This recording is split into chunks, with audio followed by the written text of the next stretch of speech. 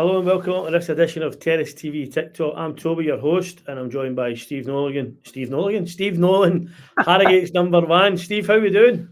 I'm not so bad, Toby. How are you? I'm okay, mate. I'm okay. Steve, thanks very much, first of all, obviously, for taking the time to talk to us about Celtic and your passion in it. As appreciated. Just try to build the podcast up, and with guys like yourself, we'll be hoping to get in the next few weeks and months.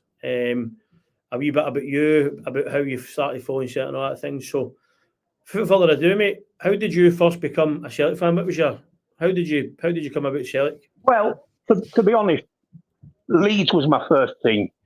Living in Yorkshire, I'm third generation Irish. My grandfather was Irish, obviously.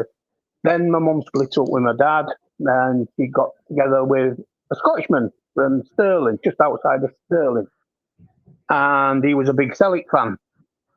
So when back in Yorkshire, we all had our local teams. The area I lived in was mainly Leeds. My best mate was a Man U fan. But we always had a Scottish team that we followed. Now, most Leeds fans were Celtic. My best mate, he was a Man U fan. He was Rangers. But when you went to the Leeds games, depending on where you stood in the Kop, determined which side of the divide you were, because one side you went Leeds, then it goes Celtic Rangers. So you had to make sure you stood on the correct side of the Kop. But as I say, when my stepdad got involved with my mother, getting the Celtic view down, I used to have Celtic. I didn't know a lot about Celtic up until I met my girlfriend. She was down visiting a family who lived in Harrogate. And one thing led to another. I got her pregnant, blah, blah, blah. Moved to Glasgow. She never told me Celtic Park was right near where we lived. So it was perfect for me. I'd never been to a Celtic game.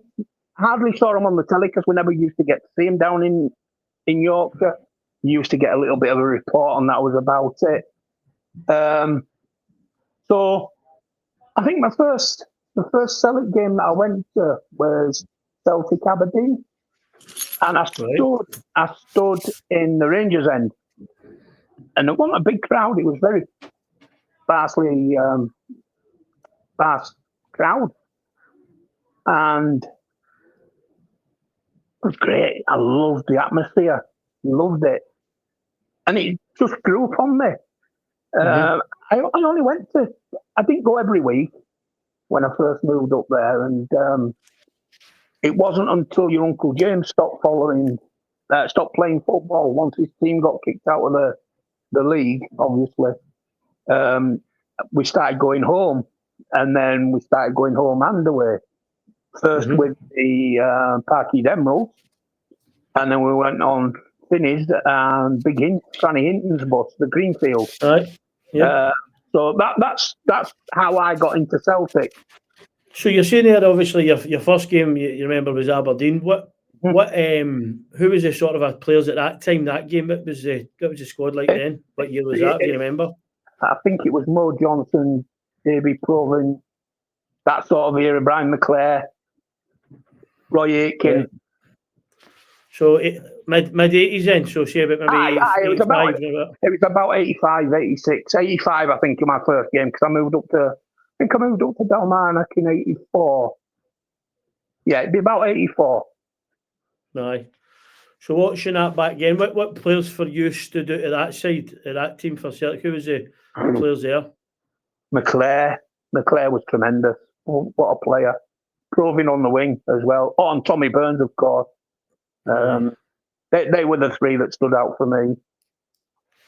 Provan was probably one of my he was. That was who I liked when I was growing up watching Celtic as well. It was like Flair and all that winger. Try to emulate that when I was playing football, but never ever happened. And he had his testimonial on obviously the 30th of 11th, 1998, which would have been yesterday. Right. And the only reason I remember that is because yesterday was my birthday. And that was the same day as the testimony. So that's how I always remember David Proven's testimonial. And I was at it as well, you know what I mean? But I'd have been there as well, because that was the centenary year, wasn't it? Yeah, yep. So for you, Steve, what makes supporting Celtic different for supporting any other team, do you think? Once it's in your blood, it's in your blood.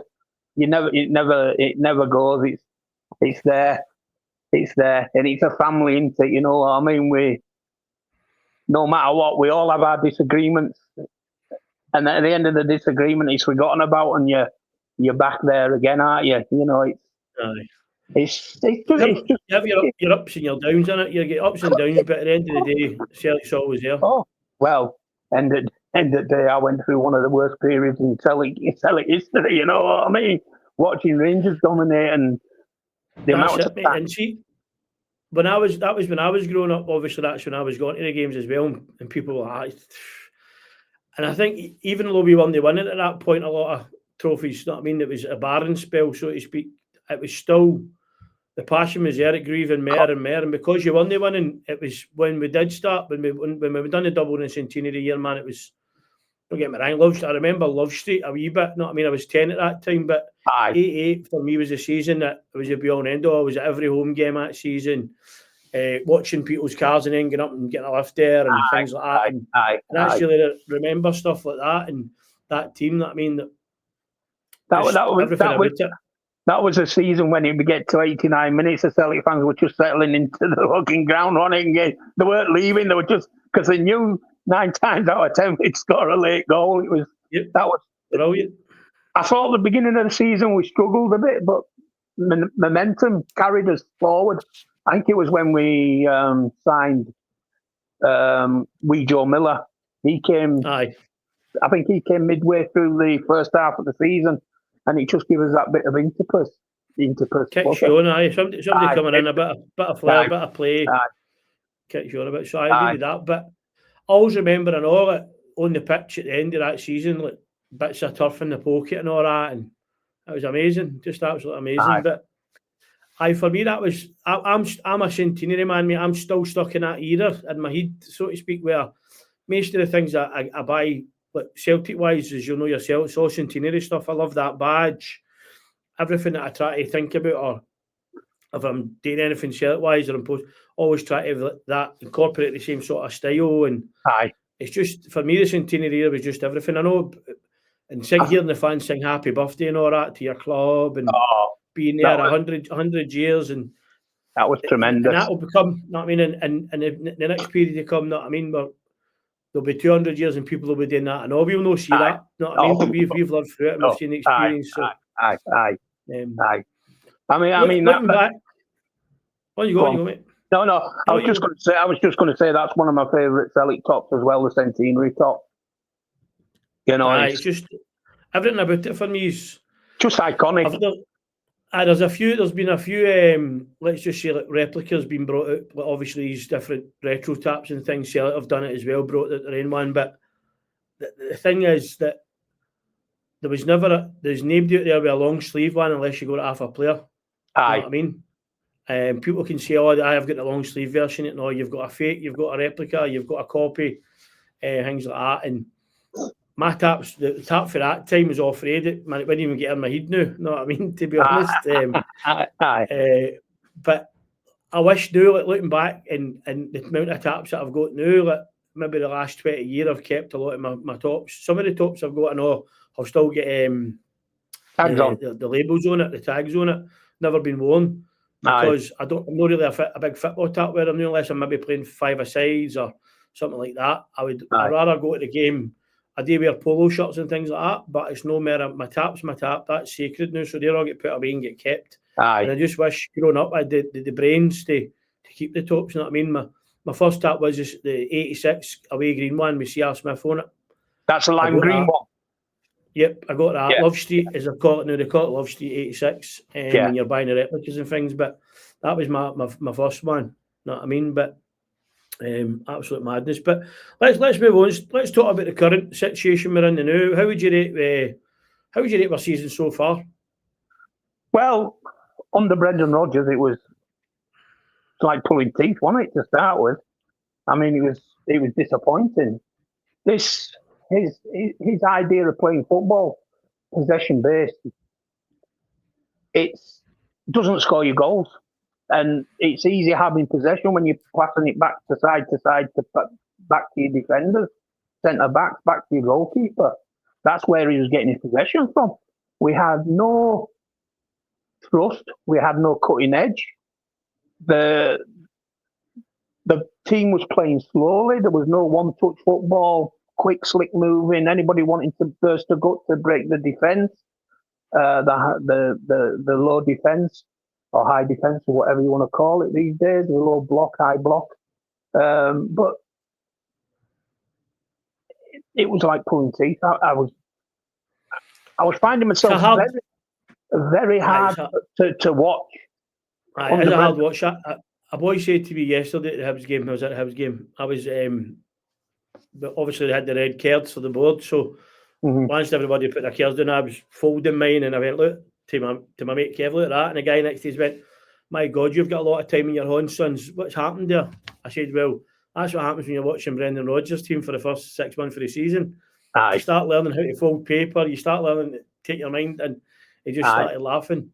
But I would agree with you. I think for some reason, we're sort of a stale under Brendan Rodgers this sort of a season. It just didn't feel right. And people can say what they want about the board or the back the manager, the team, and all that. But what my idea on it, or what my opinion on it would be, is how can you entice players to come in to sign for you when you, the manager yourself, hasn't committed yourself to another deal?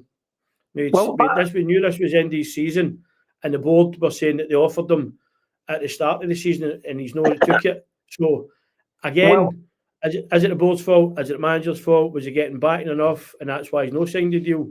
But ultimately, you can't sign players. It's like me going like you, Steve. Like, come up here and work with me. I've got a 3-year contract for you. I'm away in 6 months, or I'm away in 8 months. I don't know if I'm going to. You're not going to come up and work for somebody if you know you're leaving. So it's very hard to get players in under that guise if your manager's not fully committed. My take on the Brendan Rodgers situation was, after the way he left the first time round, midway through the season, and the fans turned against him. This time when he came up, he says, I'm here for 3 years. I believe that when he found out he wasn't going to get the players that he wanted in the summer, he was trying to work his ticket. And apparently, from what I've heard, I don't know if it's true or if it's gospel or whatever else, but apparently him and John Kennedy went into the directors and said, look, we need to try and come together, show a committed front, and either you back me or you sack me. Nicholson is meant to have turned around and said, I'll accept your resignation. I've heard that. And that was the end of the discussion. So I believe I can see Brendan Rodgers trying to work his ticket because he wasn't happy in what he was getting as a team. I've heard that as well.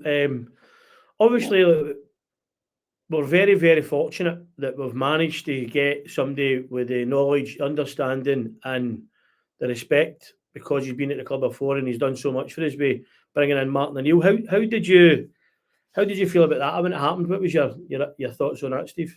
I was 73-year-old man. Has he still got the passion for the game? Has he still got the drive? And he's proved all that and extra, because he's got a tune out of the players that Brendan Rodgers couldn't get a tune out of.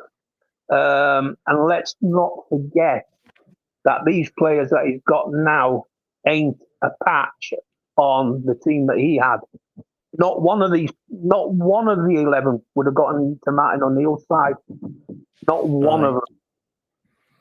I agree on that, mate. That side back in the day was awesome, man, to watch. Oh, it wasn't half. I think that what's happened was, as you say there, Martin's come in and he's got a tune at them. Sean's come in, Foreigners come in, so it's a different outlook. And it's if basically they've just take the chains off and go for it. And you hear it now, like you see him. He was a wee bit like Ange there a week there when the ball was getting passed back. You see him shouting, "Get the ball forward!" I know Ange didn't like the ball getting passed back. No. I know we wanted to phone football, pushing forward. And see, when we're doing that, we play a lot more direct. We're more fluent with the ball. We're attacking teams, we're breaking them down. Just go and believe in yourself. Listen, us as fans won't criticise our players for having a go. No, that's a certainty. Well, but what we will criticise is pass back. And I heard it yesterday again, and I hate saying this, but I don't like hounding on any players. But I totally agreed with the guy yesterday, next days as well. Old boy was in his late 70s, and he said to me, son, who's the worst player you've seen at Celtic? And I went, man, there's a few players I would say was pretty bad. He went, well, who's the worst player in this team, you would think? I went, well, I don't like to see the worst players, but I've said the player I think possibly we could be doing without, we don't really need, we win, you miss. I said, would probably be Anthony Ralston. He went, I totally agree with you, son. Anthony Ralston, for me, is 6 months away, Steve, for having a testimonial. That's how long he's been at Celtic. And there's no disrespect to the guy. He's made a living out of doing what we would love to do. So I love him for that. I love him the fact that every time he puts that jersey on, he will give you 100%. But there must be somebody out there in that position and within your club structure that is capable of playing in that position. If we only go, so we're B team, we're guy in the B team's not to progress into the senior team. Is he not good enough to push in? Is that what we're saying? Know well, I mean? When I first saw Colby Donovan burst onto the scene, I think it was the European game, he looked like he was the next big thing for the right back for our own grown side. But in the last couple of games I've seen him play, he seems to have regressed. He seems unsure of himself. He doesn't seem to have the confidence to get forward. As if he's scared. As if he's scared to make a mistake. And I get that. I get that. For playing for a club the size of yours, right, you're always going to be criticised. You're going to be under a microscope. Anything that you do is magnified 10 times because we expect it. And I think, again, it comes down to, after bringing in a young boy or a young player, like I can go back to when it was like Chris Hay, Mark Anthony, Andy O'Brien, Jamie Smith coming through at Celtic Park, and people were wanting him to get chances, and Tommy Burns was giving him chances. That's what you wanted. You wanted the youth of the day, the Celtic stars of tomorrow coming in and getting a chance. But it's very hard to come in because we want success. Straight away. We come to that. There's pressure on the guys, the young kids, and it's how, if somebody like Martin Neal's great because he's in the same mould for me as what Tommy Burns would be. He would be right in about the players, talking to them, but basically guiding them and being a father figure as well, and being a role model to them and supporting them along the journey. Whereas other managers just come in and manage the team. They don't be in. It's not that it used to be, Steve. It's not that, like, even the structure, like guys out cleaning boots, painting stairs, cleaning the stands. They don't do any of that now. These young guys come in, they get a contract at 17, 18, they're on maybe 5-6 grand a week. They think they're it. They think they're Billy Big Time. And that's it. They can their boot and I play for Celtic, I play for whoever it is. And it shouldn't be like that. It should always be grounded. People, I love Callum McGregor, very, very grounded. Kieran Tierney went away and made £30 million, comes back and plays with Celtic, and he's still the same guy he was before he went away. I remember listening to an interview with an ex-Hibs player, and I can't remember who it was, and I can't remember who he was on about, but he said when he was breaking through, he wasn't the most talented player at the club at the time. He says, but I was the only one out of my era that actually broke into the Hibs team. He says, and basically, he says, I dedicated myself. He says, whereas the more talented players, he says, they found drink and they found women. He says, and they let the careers go for silly things. He said, but he says, I dedicated myself. He says, and I knew at some point if I broke into the Hibs team, that eventually women, drink or whatever else. He says, once my career was established, then I could do what they were doing. Yep. And that's, says, you look at people like Kieran Tierney, Callum McGregor. If they have got partners, we don't know because you never see them, right? No. You don't see them. But people like Ralston, even the boy who plays with Falkirk now, Calvin Miller. Calvin Miller. So Calvin was coming through. Calvin stayed in Cashmill. No disrespect to him. He was a nice, tidy player, and he's found a team that suits him now with Falkirk. And I love that because he was a good wee player for when I was watching him to be a chance. But He actually played for my home team as well, Harrogate Town. Aye, so he had to go away. So that's what happened. He moved away from Castlemilk. Him and his missus and his Wayne went down south and obviously learned that you need to put 110% into the game if you want to make it. Aye. And he's came back, and there's no doubt that's what he is all about now. He's all about fitness, his fitness levels, his attitude, his desire, his hunger, his will to win. He's got a second chance, and that's what it maybe take for some players to go away. And it's not saying that they weren't good enough for Celtic, because he probably would have been, but he just had to go away and get that other opportunity to come back. Same like Callum McGregor loaned out to Notts County and came back a far better player for it. To the point, he's learnt off for Brunei, took care of the captaincy, and he's led the team. Now, that's fantastic. He's went away and learnt something, and the players he played with that time, I mean, that Notts County team was Jack Grealish was in that team when he was down there playing with him. So shows you that they had a good, obviously a ground and a team of players down there as well. So looking at that as well, looking at team and looking at players, and I spoke about Ralston, do you think where do you think that the new man's coming in, new manager's coming in, where would he like to be strengthening, Steve? What areas of the team need improvement? I think we need a striker, an out-and-out striker, somebody that's going to get us 20, 30 goals a season.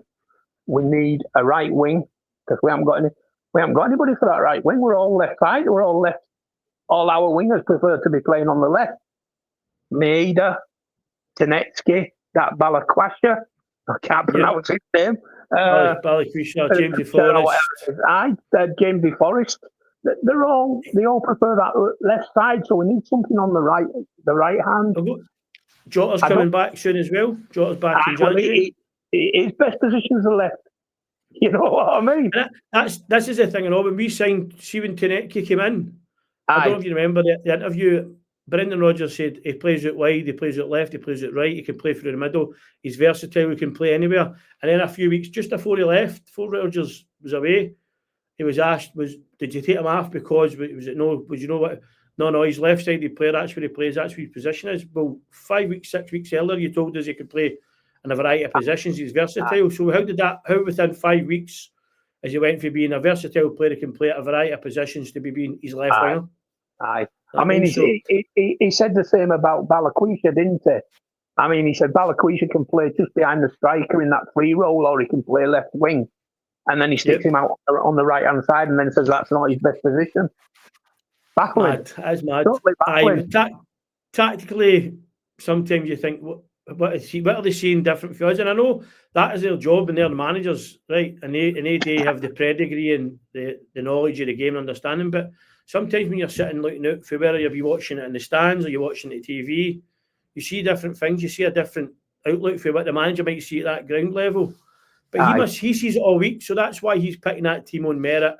And I never ever I try not to criticise anyway unless it's wanted or warranted. But I think sometimes it's a statement as well for the managers that that's what they've got, that's what they're playing with, and they're trying to fit. I find I think sometimes that managers can be so stubborn. You know, if you remember Mark Warburton when he was at Rangers, when they kept saying, this isn't working, you must have a plan B. Plan B to do plan A better. You know what I mean? It's ridiculous. And I found Brendan Rodgers was falling into that mould as well. You know. On yesterday's game, Steve, what did you think of that? What did you think of the match itself? The first 5 minutes were under the cost, but once we took control, the 35, 40 minutes, I thought we controlled the game.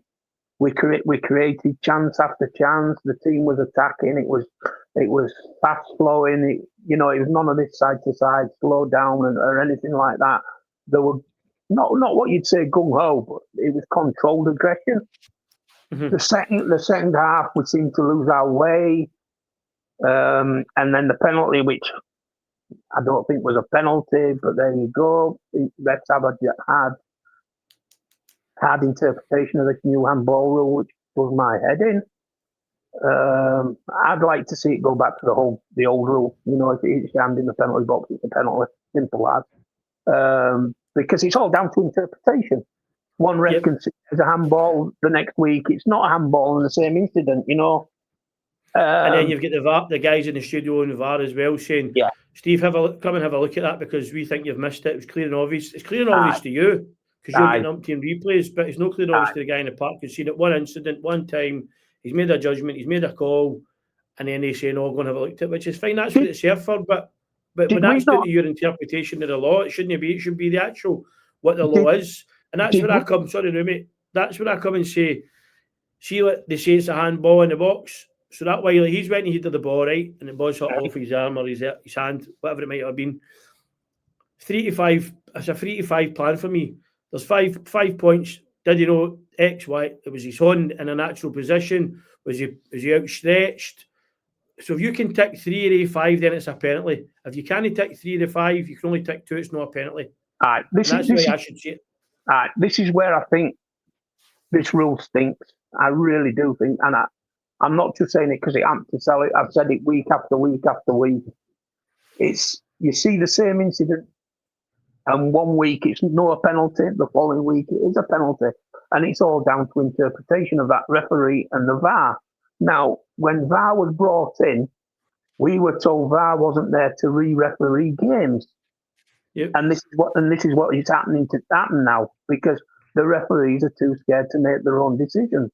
And I think rather than the referee yesterday looking at the thing and turning around and saying it's accidental, he couldn't get out of the way, blah de blah. I'm going with what the VAR ref has said. You know, it's ridiculous. So on that, I know that obviously that's not a penalty. Then we get incidents happening where we've scored a goal and Engels is in kicked in the head. Know what I mean? That's dangerous play for me. It should have been a red. Is it dangerous play or is it reckless play? Because that's what the difference is. Dangerous doesn't necessarily mean a red, but reckless means a red. So again, who's that doing? Is it down to your interpretation that was dangerous or it was reckless? If somebody's kicking somebody in the face, to me it's reckless. It's never mind dangerous, it's reckless. First and foremost, it's reckless. I mean, if you remember rightly, and I'm going to use this one, was the famous one was what's his name? Played for Rangers in the European game. Come out with his studs flying into the goalkeeper's face. The striker. Do you remember him? Under Stevie Gerrard. Oh, what's his name? He used to play for Leeds. Roof. Kemar Roof. When he booted, and they tried to appeal it. You know, so again, interpretation, isn't it? You know, it's. Well, remember. Was it? I think it was Rio or Yang maybe who at Hearts went to kick the ball head tight. The guy put his head in and fell down. Didn't he touch him? Sent straight up. I mean, so and they said because it was dangerous and reckless play, the feet was at that high. So if you're head on the ball into a goal and somebody's kicking your face, that's dangerous. That's reckless to me. So we could talk about it all day, mate. And what we have basically said is the exact same thing. It's down to interpretations of the law from an individual, which is totally wrong. It should be clear as mud to new because it's been gone for that long, and they should be getting better at it. But we'll just wait till Wally Collins comes out and gives us another excuse. Do you think it's the standard of our refereeing up in Scotland at the moment? I think the referee, Steve, I go and watch obviously Fanart on a Saturday as well. Celtic are playing or they're playing on a Sunday, and I go and watch our teams. I watched a game. St Anthony's were playing Glasgow Perthshire on Saturday there, and the referee must have been about 21. And there was a guy there watching him, an assessor. So what the assessor is there for a reason and one reason only. It's not to make sure he's doing a good job. It's to see if he's good enough to step up. That's what it is. There's no a lot of referees, mate, making the grade to step up. So now they're trying to fast track them. Referees in Scotland should be full time. Then they need to be accountable and answerable to the decisions and the mistakes that they make on the park, and then they can be graded in a level where if they make a mistake, they get punished for it, they get penalised for it. They don't get that Premiership game. They're into the Division 1 till such times as they make ground again and they start realise they've got the laws right, or they're making progress within their game and judging the game and refereeing the game. So we've got a shortage of refs, mate, and the refs that were coming through are being a wee bit, they're fast tracked, they're being pushed through because we've not got that many refs coming through. Some of them maybe start to learn a wee bit better when they're doing bigger games. They'll start to realise the pressure's there. I don't think we've got the best referees, but I don't think we've got the worst. I watch other football as well, mate, and I think sometimes the referees can be card happy. Would you advocate for players becoming referees? Well, I seen them. So I saw John Terry speaking to a referee on that baller league that they do indoor in England and London, and the referee came in and explained the situation, and John Terry's like, "That's great." That I think what we need is ex-players stepping into that mould of maybe learning refereeing and then being able to support it from a player's point of view. Mm-hmm. So because no every tackle's a bad tackle, Steve. You know that it's just maybe a slip, a missed time, poor judgment, error. Nobody's meaning to go into hurt somebody or injure somebody, and I hope they wouldn't be. But sometimes things happen, slips in the picture, the surface is wet, or the stud gee's wide, things like that. But I do think that when a player retires, right? So when a player retires at say 34, 35, referees are still refereeing to 40s. So why then are we not saying to players, let's come in and referee the game? Know what I mean?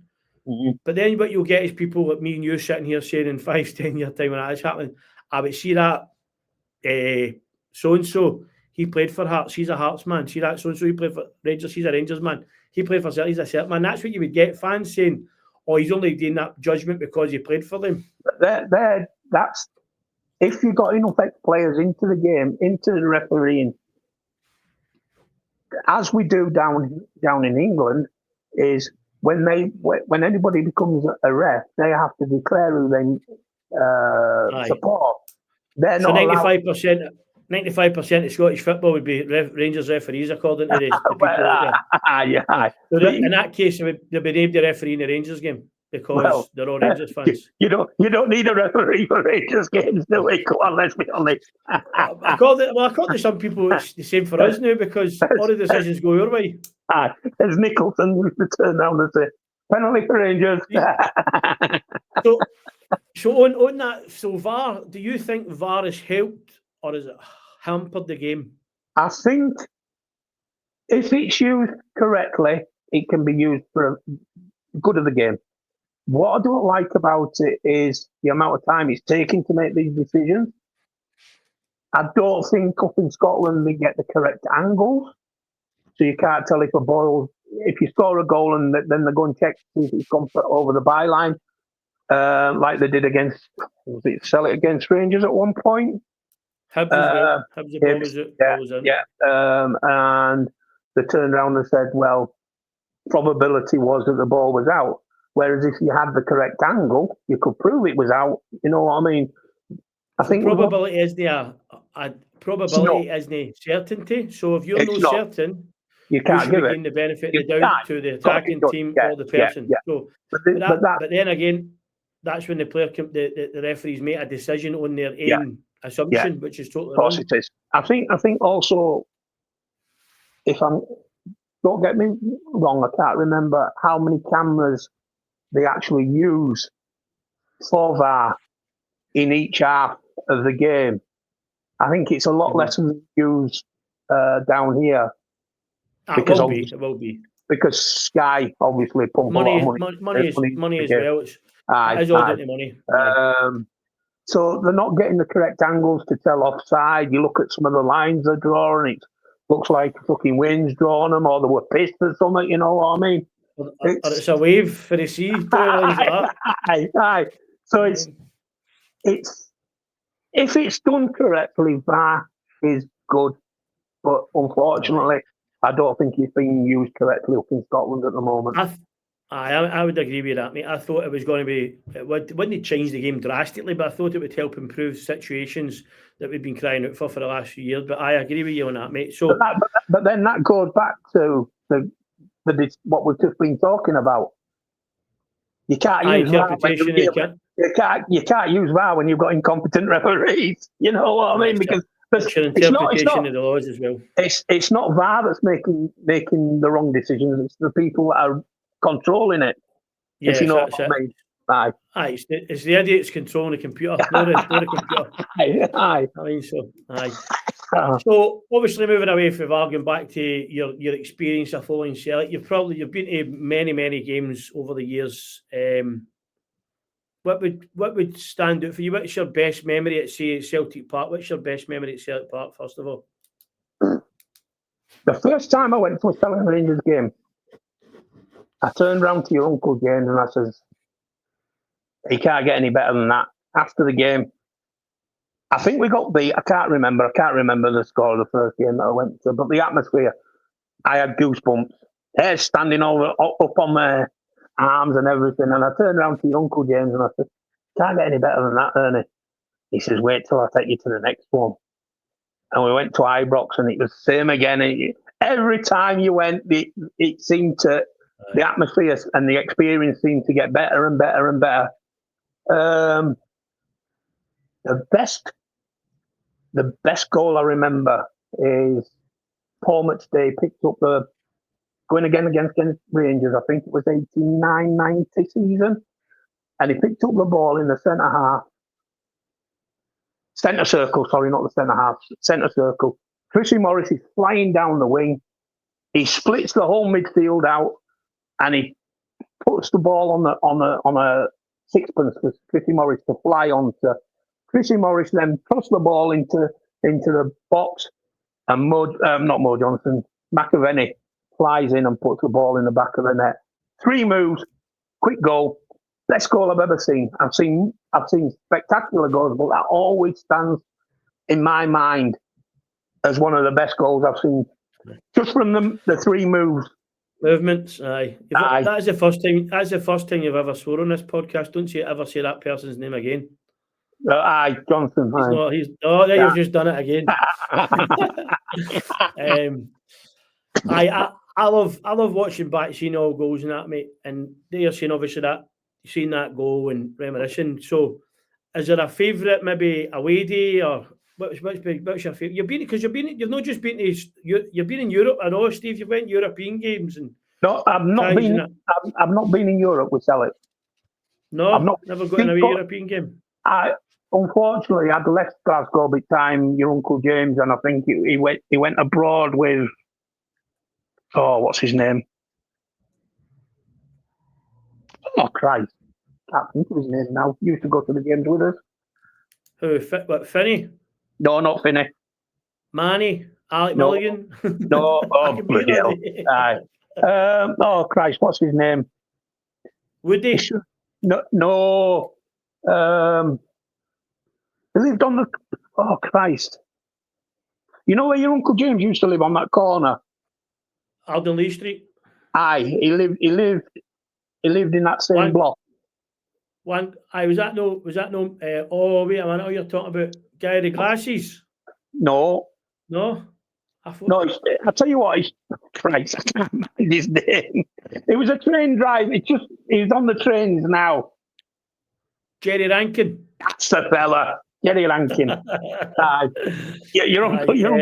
Your Uncle James went to Europe with him, and I'd just left Dalmarnock before when they went abroad with each other. Aye. Well, so what would be your best away game then, going to see Celtic? I used to love going up to Aberdeen. I don't know what it was about the place. The shithole, absolute shithole, but I used to love going up there for some unknown reason. But when back in the day when you went, it was the beach end. You had you actually had behind the goal where it was crap seats and all that. And it was planks on. It was planks on bricks.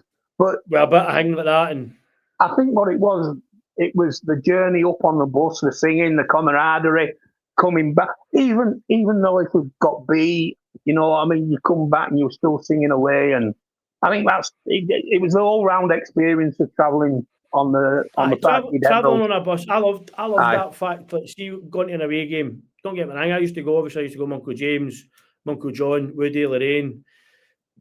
And we used to just drive. Aye. And then I started going on the Black Bull bus just at Gallagate with wee John. Right. Wee John is still running buses, wee Glogley. So is John Glogley. So, and he was a great guy because he knew we were having a beer on the bus. Didn't like it, but as long as you kept it to a dull roar, he was fine with it. Aye.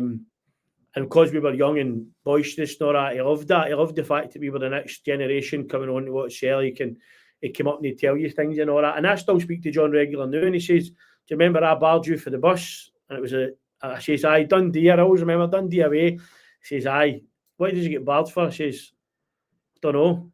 I said, "Because you never caught me with drink." I wasn't. He said, "No, I didn't." He says, "But you left your bottle lids." And it was the bottle lids that caught us. So we left the bottle lids for the beers. That's what caught us. So, but I love the away days for me is brilliant. But see now, Steve, it's very, very hard to get tickets, mate. And I know probably back in the day, it was maybe people did say it was hard because there was loads of thousands gone. But I think back then it was easier because we had more fans. There was terraces, it was standing, there was more people out on the ground, so to speak. To be honest, it could be just as hard, Toby. I mean, I remember the times that me and your Uncle James used to go on the Parky Emerald bus, and we'd have a full allocation. The bus would be full of 50 people, but we'd only get an allocation of maybe 30, 35 tickets. Now, the amount of times me and your Uncle James missed out on the allocations, we used to have to run round looking for Finney and Pranny Hinton, who was the secretary of the Celtic Supporters Association at the time, and we're going around begging tickets off of them. You know what I mean? Right. It was madness back in the day. I mean, back then it was only a $5 a ticket. You know, so look how times have changed. I bet like, people moan it's £39, £33, depending. So you've got your concession ticket, you've got your under 16 ticket, and you've got your adult £40. If you're playing the mob across the city, it's £59. You know what I mean? It's massive amount of and I just love it. I think probably looking back for me, my best away day. I loved Man City. We drew 3 each at Man City down there. I would say I loved, although we get scalped off Real Madrid, always wanted to see Celtic in the Bernabeu. Seen it, seen them score, seen us miss a penalty, and it was just some experience, man, to see Celtic out there on that pitch playing against Real Madrid. And you probably saw it. I don't know, did you see it previously? We played them the 80s. You might know because I think it was 82, maybe was it? Dan McGrain was captain. That was just before I came up. We didn't get the game down. To see that, it was brilliant just to be there and be. And what really got me as well, I didn't have a ticket for the Celtic end, which was didn't bother me. Didn't care. I'd arranged and got 2 tickets, 2 season books for a boy. It was earlier, and we got the 2 tickets. Went along, was earlier, an old boy Michael his ways, and we had cracking seats. We were right on line with 18-year books where we missed the penalty. But diagonally looking back the way when we scored the free kick, Celtic fans are way up in the heavens. We were looking straight onto that, so it was brilliant, and it loved me forever, mate. And coming out the ground, and I was in a bar having pints, and the Celtic fans were still in the ground because they couldn't get out because you get kept in after it. You know what it's like. Sometimes you're away in games and you get kept in, but to hear them all come out and singing, and then people are seeing you because I'm sitting out in the street at the wee bar. There's about 2 or 3, and then the boys are coming out to see, and they're all shouting, and it's. For me, that's probably been, although we get beat, the atmosphere, the experience will love me. I've been to Madrid 3 or 4 times, but just to go and see Celtic there, and I'd also seen us in AC Milan when Kaka scored the last 16. Strachan was manager, wasn't it? It was absolutely fantastic experience and all, mate. And it's 2 of my biggest games that I've been to where we didn't win, but absolutely fantastic. And it was just to say that I was at the games, I was in these iconic stadiums, seeing your team for Glasgow on the pitch with some of the best players, if not the best players in the world at that time. I tell you, it must have been some experience being a fan going to the European Cup final against Inter. That must have been some experience. You know what I mean? To think of the guys travelling like real planes and trains and I don't think you can. They were driving, leaving a week before the game, and didn't know anywhere where they were going. Couldn't fathom out They had a road map. There was no sat nav. No. A road map. Somebody's your co-pilot. And I mean, see if that was new. Ernie would tell you. Milton James would tell you. Don't have Toby as a navigator. We went to East End Park to Dunfermline Plains.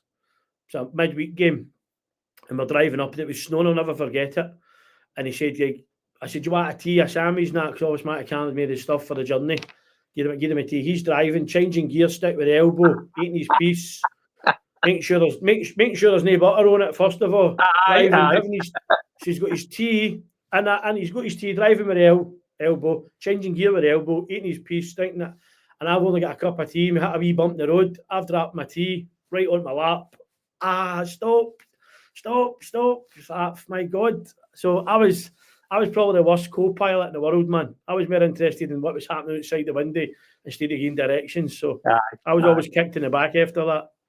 But I've had great away days, mate, with the family, with my mates, and just going away and getting a win and all. That one the other night in Feyenoord for the boys would have been outstanding. Tremendous.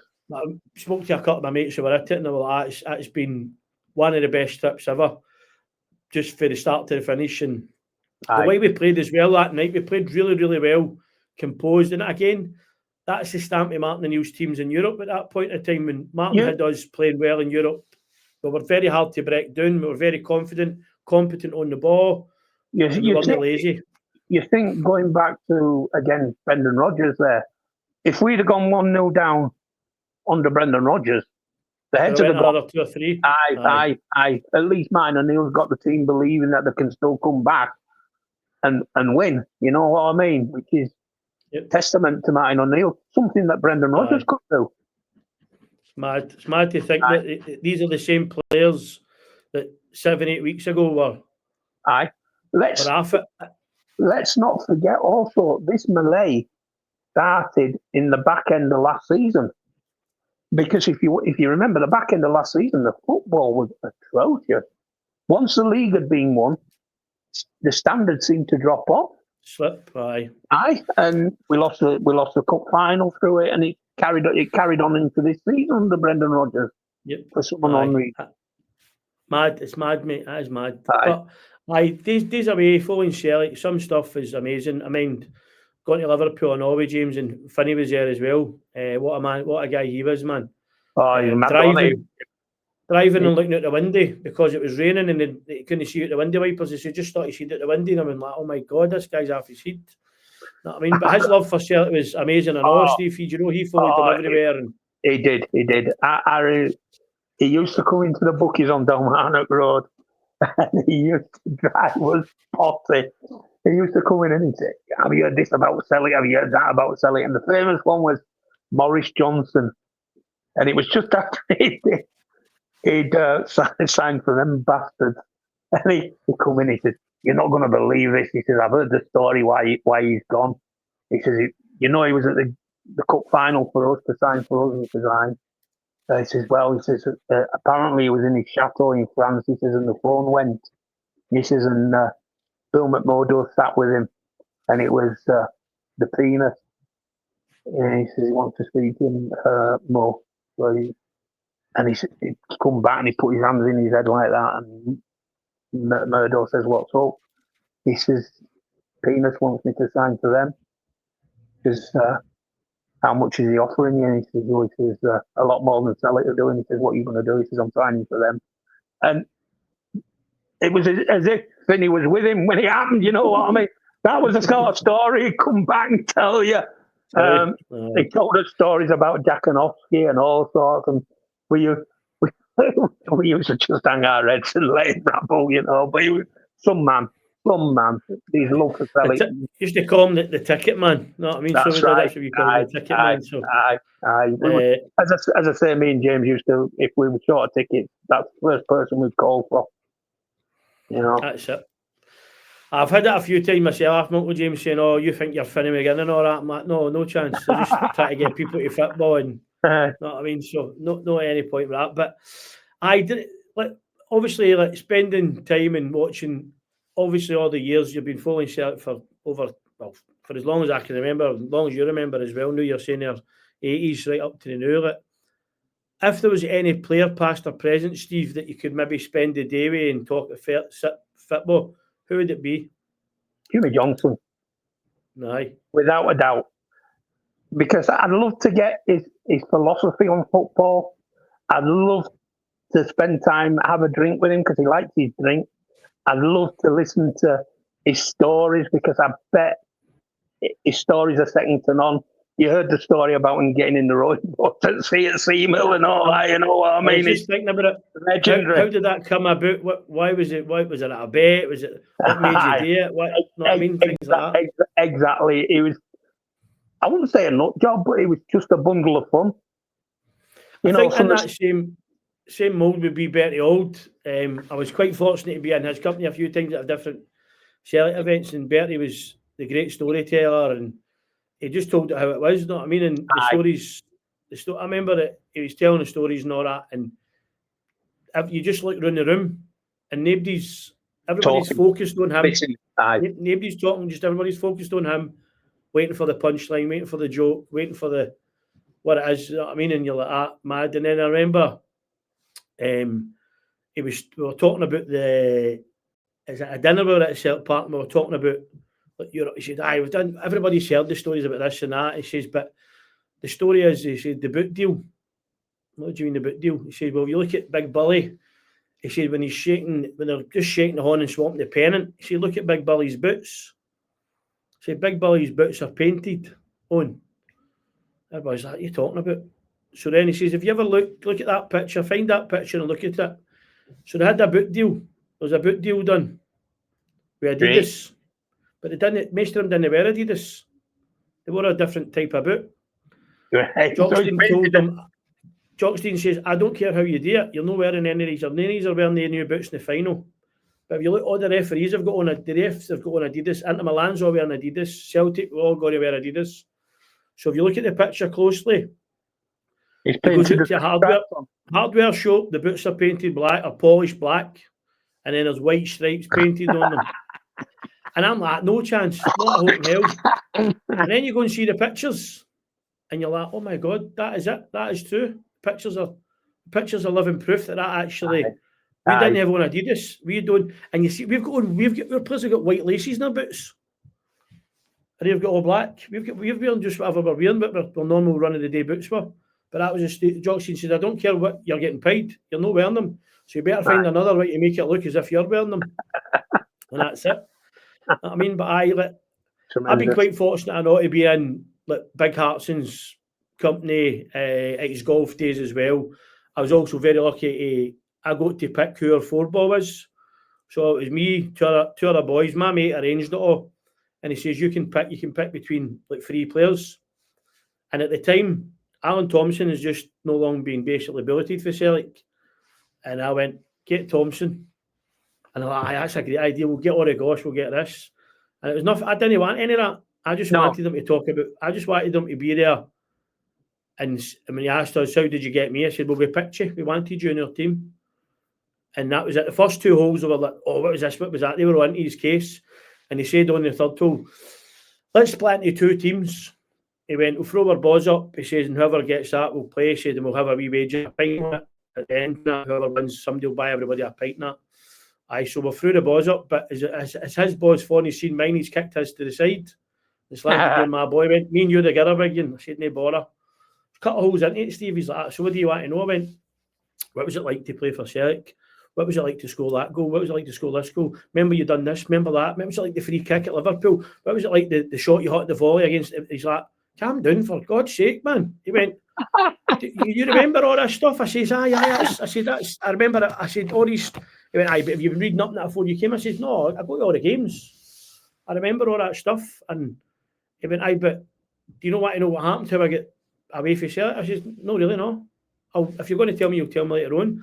And it was so good because we were in there just talking about normal things, and then he was like, me, what is it you do with yourself? What made you go to Celtic games? Is it family? Is it this? Is it that? And genuinely talking as if he was interested in what you were up to. So I thought anything there. I had a great day. And it was about 3-4 weeks later, my mate bumped into me at Battlefield. So he did. He was coming out the hospital. My mate John was getting in. He's like, oh, Alan Thompson, get a picture. My big mate loves you. He's at a golf day with you the other week here. He went, Like Toby, he's like, I've given him my number. Tell me he's a text. And I was like, brilliant. I did, and I gave him a few texts, mate, but I always felt you were intruding on their privacy. Aye. You know what I mean? And I've met him a few times since it, and he's still the exact same. Very humbling, and he loves. And he's like, he said, what he said was it was his issue. The reason he got the bullet was his issue. It was nobody else's fault. He was letting young Celtic boys drive his car when they shouldn't have been. He was sending them for stuff, sending them places. He was turning up drunk. He was turning up X, Y, and Z. He wasn't doing himself any favours. Wasn't doing the club any favours. He said, and my only regret is the way I get basically let go. He said, I should have been more man enough and go and meet them. Aye. And I didn't. He said, and it ended up, he said, Lenny had to do what he had to do, and that's pretty much it. But I mean, I was very fortunate after that to get another opportunity in football with Newcastle. He said, so I had to take it. I think also when you remember when he came to Celtic under Lennon for as the management group, they had Celtic flying, absolutely flying. The football was tremendous, and then he left, and I think the style of football just dropped a bit. That's it. Mate, what would in the last, say, 30 years, what would be your what would you say is the biggest achievements? Because we've had quite a few the last 20 years. I mean, the trebles, the quadruple treble. I think you can't get away from the treble, or quadruple treble, and the unbeaten and the invincible season. We've had a lot. We've been. See, this is what I know. What people say about Rangers won it, but we didn't win a treble until they were in the league, so to speak. Back in, because and I think it's unfair when people turn around and say, "But you've done all this blah de blah because Rangers were at a low ebb." They've got to remember when we were at our low ebb prior to Fergus coming in, we were finishing third and fourth, maybe sometimes fifth in the league. You know, and we were at a low ebb. And they were winning things, and they never give us a second thought and said, "Oh, well, you're winning. They're winning things because it's Celtic." You know what I mean? I say that to people all the time, Steve. If the shoe was the other fit, we'd have been well dead and buried because they wouldn't have took the feet off to throw it. No, and we as an organisation, as a club, we're both did fall asleep at the wheel to get 10. I totally believe that, but also I believe that the players were mismanagement and fault for that as well. Well, we know what we're living. You know what I mean? If you remember rightly, we were in for Ivan Toney beginning of that season, the COVID season. And I sent Ivan Toney a message to find out why it didn't happen, and he never got back to me. But I did find out later on that he was actually up at Lennox Town, and Lennon wanted him. Now, Odsonne Edouard wanted away as well, and he was desperate to get away from Celtic. So Lennon went to Peter Lawwell and said, "Look, I've got Ivan Toney in training. I've taken him around the complex. He's up here with his agent, wants to sign for us. Let's sell Odsonne Edouard and use that money to bring in Ivan Toney." Apparently, don't know how true it is, but this is according to Lennon's repeated this story, is Lawwell turned around and said, "We're going for 10, nobody will be sold, and I'm not sanctioning a £9 million signing." So you've got, you know, at the end of the day, we've kept an unhappy player. It's upset the apple cart. Odsonne Edouard didn't kick a lace at you that season. He was a shadow of himself. If we'd have brought in Ivan Toney, I think we'd have ripped up that league and we'd have done the 10. I really do, because he was fresh, he was hungry, he was young. He came into the Premier League. No, he didn't. He came into the Championship with Brentford, and his scoring was off the charts with Brentford. You know what I mean? So if you can do it in the Championship, you'd have done it up here. Definitely, mate. Definitely. I think we'll be very spoiled the last 20 odd years because, as you say, the quadruple, the Invincibles, 9 in a row, trophy after trophy, and that's, you look at players in that team like your James Forrest, Cal McGregor's, you know what I mean, who have been there through thick and thin, and they know what it's like to lose, but they also know what it is to win, and they've got what it takes to win. So the other night, the St Mirren game the other night, when we're 94 minutes deep, You think yourself, where are we going to get? Callum pops up and scores an absolute perfect goal. His first touch is great to control it. Aye. Second touch takes him away for the guy. Third touch, perfect strike. Right, nothing stopping that. Not even 2 goalies in there were stopped that. So absolutely fantastic. I think when you look at Callum McGregor, I think he's wasted in that defensive role. I think Engels was playing there the other. I think Engels played with him there. They was really good together. I think his best position, and when he first broke into the Celtic side, with that free role just behind the striker, and he was wandering all over the park. I think that's his best position, and I'd have loved to see him play that for most of his career. But obviously, Rodgers and that seen him as a defensive midfielder after Bruni left, retired. He's coming to the end of his career as well. So, listen, as long as we can get another couple of seasons out of him and he keeps to have what he's doing and marshalling that midfield and getting people to play, then hopefully that's the way it continues, mate. Top song, Steve. What would it be? What's your favourite Celtic song? What do you think? What one that sticks out for you? What one do you love the best? Roaming in the gloaming with the plastic Stephen band. Loved it, especially against the Huns because he wound them right up. They hated it. And Grace. I love Grace. I'm a traditionalist. I love the Celtic song.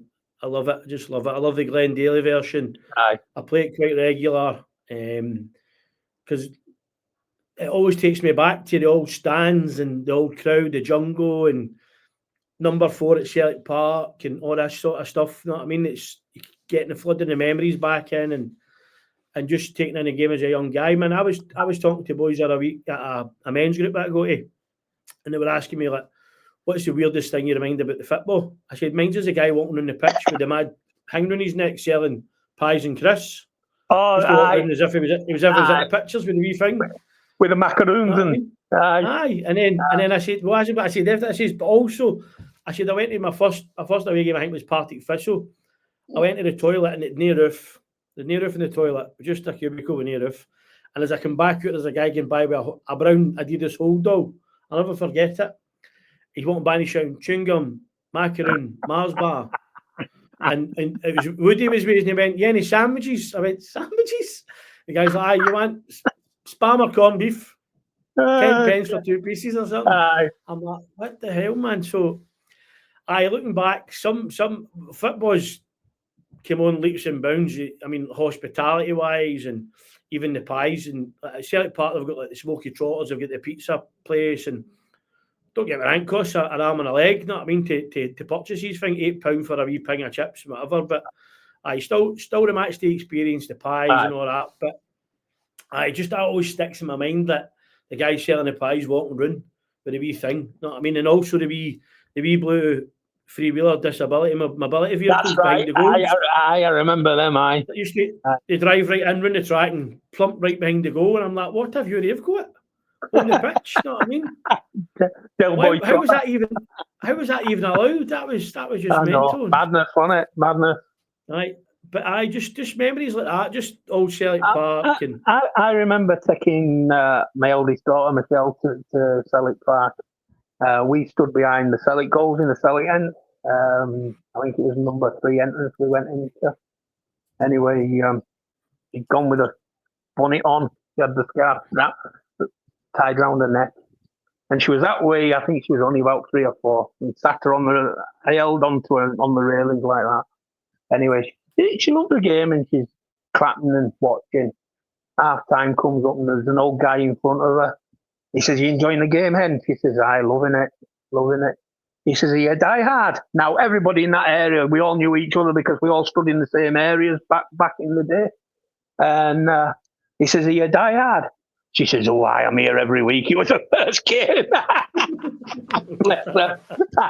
But now her Uncle Rab, he's passed away now, but he decorated Henrik Larsson's house, believe it or not. Right. And he got her a signed shirt. Her stepdad wouldn't allow her to put it up in the hearse. So Rob's got a lot of chance for her, Aye. Mate, brilliant. It's good to be talking, mate. Good being talking. It's passed an hour now, mate. Aye. Just trying to think what else. What can we get out? Which aye. So if Celtic were a movie, Steve, what genre would it be under? Oh, I haven't got a clue. I'm trying to think. Would it be romance? Would it be action? Would it be? Well, I'd say fairy tale, fiction, science fiction. It could be all of them, couldn't it? You know what I mean? Because I mean, Celtic getting to a European Cup final and winning it's a fairy tale story. You've got the Jock Stein philosophy. It's attack, attack, attack, which could come under action. You know what I mean? So you've got romance because all the fans fall in love with the club and it never leaves them. So it could be a mixture of them all, Toby. That's it. See, you just said there, like, you fall in love with it and you never leave. You're right. There's been so many players came to Celtic over the years who, the last one I'll say would be with Joe Hart. Now, you listen to Joe Hart speaking about Celtic, he's very respectful. He's also, his knowledge of the club is brilliant. You know what I mean? He got it very early on. He got it, and he didn't realise that. And he tells people, he says, you don't realise how big it is up there. People always say it's only a 2-team league. He went, every week's a cup final for us. Every team wants to beat Celtic. Every team wants to get a better of Celtic. He said, so we didn't have to be in our game for semis and finals. We had to be in our game every single week because teams played in to will to win every week. It was a final they were playing in. He said, so we played in a final every single game we played. He said, and to keep that level of performance up, he said, it's unbelievable. He says, a period of time. And people say to you, but it's not, the league's not competitive. He said, you go up and try and play in it. He said, because plenty of people have tried and they've failed. He said, they've come up for a season, 6-8 months. He said, they come in on loan in January, think they're going to walk it. He said, then at the end of that loan spell, they're away back to their parent club because they've not managed to settle in. They've not managed to get up to speed. They can't deal with the hustle and bustle, the tackle, the physicality side of it.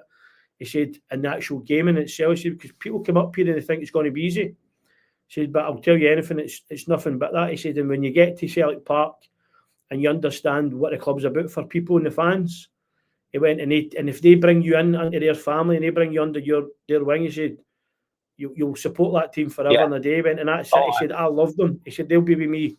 He went, I'll tell you something. He says, he's a Man City fan, but he went, but Celtic for me is everything. He said, it was the right time to move there for me. He said, it was the right time in my career. He says, the right time in my life because I didn't know where I was going to be going next. Exactly. He said, Celtic gave me a chance, a platform. He said, an opportunity to fall back in love with football. And I'll be ever grateful for that, eternally grateful that I was got that opportunity. Aye. I love that. I love players thinking like that. They come here, they don't have anything to do with the club. They've no affiliation with us, but the minute they leave, they've still got that in them. Talking about players coming up to Celtic and players that have never made the grade, I don't know if you remember him, a guy called, was it Hayes, Martin Hayes from Arsenal? Martin Hayes, aye. Arsenal. Did you ever hear the story about him? No. It was that bad, right? I think it was the centenary year or just the year after the centenary year when he signed for Celtic. And he was that poor. He was in and out of the side. When he came in, he couldn't kick his own ass. Anyway, they used to share each other's cars going to training at down at Barrowfield. And apparently he'd fallen asleep in the car. And the players all got out and left him sleeping and locked the car. And not one person missed him at fucking training. That's how bad he is. even the manager didn't fucking realise. That's how bad he was. It wasn't long after that got rid of. We did back in the early period, the late 88, 89, 90. So probably I would say 89 was still alright because we still won a cup. Aye. So you know what I mean. 88 we did the 89. 89 won the Scottish in it. Aye. And then 90 sort of a Joe Miller scored that one, didn't he? Aye. Joe Miller scored that one. And we lost the cup in the following year on penalties to Aberdeen. Aye, Aberdeen. Aye. They like to remind us of that Aberdeen, don't they? But right up to that until obviously, and then we were in turmoil. Team wasn't doing well on the park, off the park. Celtic for change came about. Fergus McCann comes in. We had to move to Hampden to redevelop Celtic Park, and that was a journey in its off and on, Steve. That was hopeless, Hampden, man. Absolutely hopeless. I wasn't there then. I'd moved back down here. But going back to Celts for Change, I think that's a bit of a difference from what's happening now with this sack the board carrying on. Now, I'm not a big fan of this Celtic board because, I mean, for me, where they're getting it wrong is they always seem to leave the transfer business to the last week or the last day of the transfer window. And then it's a mad scramble trying to get players in.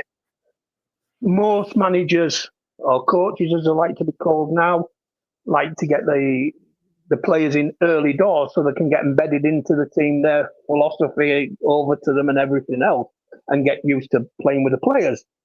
But our board just seemed to be, we'll hang on, and we'll do the business of last week, see how we get on in the Champions League, qualifiers if we have to qualify before we do business. To me, that's the wrong philosophy. Now, I mean, you can't knock our board at the moment for the way they run the club, for the financials. But as a company point of view, it's fine. Well, to be honest, they're not football men; they're businessmen. You know what I mean? They're all businessmen. They've all worked in the City of Finance, so they're all businessmen. Now, to insulate themselves, I think a great policy would be to bring in a director of football, somebody that's a football man. Do you think that's what Mark O'Neill might be going in today? It'd be a great appointment, and it'd be a buffer between the board and the fans. Because if the football side falls down, it's not the board to blame; it's the football side of everything. I'd like to see the board stay out of the footballing side of things, let them run the club, the business side of everything, but let them run the club. Now, I think the fans or at the AGM, I think they were wrong in what they did, because it's the only time that shareholders can ask questions of the board, and it gives the board an excuse to shut it down and not answer any awkward questions. Yep, totally agree, mate. I think, see if they'd have stayed there for 5-6 years and took the flak and still give the opportunity to answer questions, I think they'd have committed it a bit better. Even though they've sat there and took the flak, right, that's fine, but at least answer the questions. What you're paid to do, what you're there supposed to be delivering on that day. Now what's happened is we don't know how the voting's going to go. We don't know what's happening behind the scenes, because they'll just have a closed door, so to speak, where they'll do the meeting, whatever it might well be. They'll send it out to the shareholders. They'll put a minutes out, and that's it, basically. And that's the minimum they need to do now, because we've gave them an easy option by disrupting the meeting. And we know what we probably don't all agree on what happened, but we do agree that something needs to change. We do agree that the fans are angry. And we can understand the reasons for behind it. The frustrations and everything else, I mean, as you say, that go to let them answer the questions. Because there was some people in that audience who would have had them with the balls, so to speak, because they knew the questions to ask and they'd have been answering them in the correct manner. And we've missed that opportunity, and we need to wait a full year now before we can get I can understand the fans angry at the statement Desmond's son gave, because that was a shocking assassination on the fans. It was slap the face, slap you down. I mean, at the end of the day, they've got to remember, as Joxine once said, without the fans, you've got nothing. You know what I mean? That is it. That's the be all and end all, mate. If we don't turn up, we don't have it. And what they're relying on is our loyalty to the club. So there's been wrongs on both sides. You know what I mean? But I think the way that they do the transfer business is shocking. I really do. Aye. I agree with that, mate. So all that said, let's finish on a high, Steve. Let's finish on a high. What do you see for the rest of the season? What do you see us doing? Because we've got a cup final in 13 days, something like that. 14 days, whatever it is. I think we're coming up to a busy week, aren't we? I mean, we've got Dundee, and then we've got Hearts, and then we've got Roma, and we've got St Mirren. Yeah, now, so we could be tapping league come the weekend. We could. Now, The problem I have is you've got Martin O'Neill just got the team flying. The know how that Martin O'Neill wants them to play. After Wednesday, if they're bringing Nonsi, is he going to change things? Is he going to keep Martin O'Neill there to advise him for the next couple of weeks, just for continuity? So they can bounce that ideas off of each other. But if he decides, and then transition, exactly, don't just change it right away. Yeah, slowly turn it around. If he comes in straight away and says, "This is how we're going to play," and the players struggle with his formation and his ideas, do we lose to Hearts? Do we lose to Roma and then lose to St Mirren in the cup final? This is a big week. You know what I mean? It's don't tinker it. And I think that's what the thing is. They're saying, there's a bit of paperwork not quite right, and it's not happening. The deal's not coming in yet. Is it forward thinking for the board? Saying, just let's hang fire for 5 because we've got three massive games in a week. Well, four in 12 days or something. But then, 4 massive games in 12 days. But then you need to know, is Martin O'Neill willing to stay on for them games? Oh, aye. You know, he is. He was asked yesterday, and again, I think it was TalkSport the day it was on that. Are you happy? Are you fine? He's like, I'm here as long as I need to be here. I'm here until the paperwork's sorted out. There's just a couple of issues that's going to be ironed out. He said, I could be here to Wednesday, I could be here to Sunday, I could be here to a week Wednesday. He said, but I'm happy that I'm doing what I'm doing, and I'm happy that things are going the way this club should be going. So, and that's how I think we were very, very fortunate, mate, to have him on tap, so to speak. I do think there might have been maybe a wee bit of talk behind the scenes before Brendan jumped, pushed, whatever it might well be. I do think that, and as you say to yourself, how can you say no to Celtic, a club that gave them so much joy 20 plus years ago? The same guy asked you to come back and be the manager, interim albeit. I think for him it was an honour. I think he's been a Celtic fan all his life, hasn't he? Though I heard a story when he was a schoolboy and he played for, I can't remember who it was, in Ireland, and Celtic came over to watch him, or a scout came over to watch him, and he said, I had a shocking game, couldn't kick my own ass. He says, I was expecting Celtic to sign me on the spot. He says, and I walked away, never came back and looked at me. He says, and Forest came a week later, and he says, I signed for Forest. So, you know, things happen for a greater good, because if he didn't go there, he wouldn't be the man. He probably wouldn't be the man he is. He's done amazingly with Forest. He's had a great career as a player and as a manager as well. You could imagine what it'd be like playing under Brian Clough. What? I don't know if you've listened to some of the podcasts about him and the story. What's your goalkeeper's name again? Crossley. Mark Crossley. Mark Crossley. He tells some brilliant stories, doesn't he? Aye. You know, the one that I always laugh at was he shouted Jigsaw at him. Jigsaw! So after the game, he went to see him in his office. He says, "Boss," he says, "why do you keep?" He says, "You've got so many nicknames for me. You call me the shit out. You call you and all sorts." He says, "What's this new one, Jigsaw?" He says, "Well, son," he says, "when a cross comes into the box, he goes to pieces." You can just imagine what it was like to work under Cloughy. Mate, that's lost for generations now, because there's no any people in the game character-wise, because it's all, and I'm not saying it's a bad thing, but it's like a lot of issues, mental health stuff, maybe within football. Guys are not able to take that sort of, even like you listen to the boys who, like Charlie Mulgrew, for instance, at Celtic, he said they loved that. You know what I mean? They loved the fact that Thompsons, Lennons, Halarsons, Chris Suttons gave them a bit of banter. You know what I mean? Like, they picked on them to an extent, but they also looked after them as well. You know what I mean?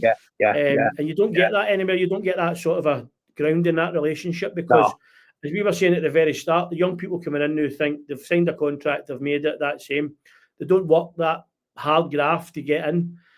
And you just need to look at people coming in. Look, I don't know if you've watched it, Steve, but the Kennedy Dalglish thing it's on is amazing. The Kennedy Dalglish story that's on Amazon Prime. I haven't watched it yet. I've got it on my watch list to watch, but I haven't watched it. So, honest, mate, it's brilliant. And to listen to him talk about his opportunity to get into Celtic, where he was with that European Cup winning side players and all that, still looking up to him. But they also looked to him because they thought he was a great player as well. So that respect back then was outstanding. He was actually born in Dalmarnock, wasn't he? Well, he tells you he tells you his story, so I'll not spoil it for you. I'll let you watch it. It was that's the rumour, and apparently they say he was your Uncle James was a better footballer than Douglas. According to who was that? What were they smoking at the time? I don't know, but your Uncle James, he had trials with Wolves, didn't he? Under Sammy Wolves, yes. Yep, he did. He did indeed. See the story? Maybe we'll get him on. I doubt it. You know what he's like. We can only but try, Steve. Steve, thanks very much, mate. You'll have to bribe him with a couple of bottles of Bucky, Toby. That's it. Mate, thanks very much for giving us your time. I hope you've enjoyed it. Aye. For the end of this season, what I would really like is a treble, probably the same as yourself, but we'll take the cup. Let's start with the cup against St Mirren in the next couple of weeks, and we'll build from there and see how we progress. The league's the most important thing, though, Toby, without a doubt. Always will be, mate. Always will be. Aye. I'd just like to finish on one story of following Celtic. There was, as you know, the crowd of us that used to go. There was me, your Uncle James, Jerry Rankin, Joe Foddy. Big blonde-haired lad. What's his name? Was that Manny? No. Played centre half. Aye. Gary Burns. Gary Burns. And Richard McEwen and Big Alec Milligan. So anyway, we're at the Celtic Rangers game at the Parkhead, behind the goals, and Celtic score up the Rangers end, and we're all up dancing, singing and hugging each other. Now, Big Richard, his eyesight weren't the best, and he had glasses like beer bottles, and unfortunately his glasses flew off, right? So he's scrambling around the ground trying to find his glasses, and eventually he finds his glasses, and unfortunately his lenses had got broke, so he couldn't see the game after that. So he puts them in his pocket, and we're all talking about the game as we're going home. The quip, he'll never leave me. We're all talking, oh, what a brilliant game. His quip was, best game I've never seen.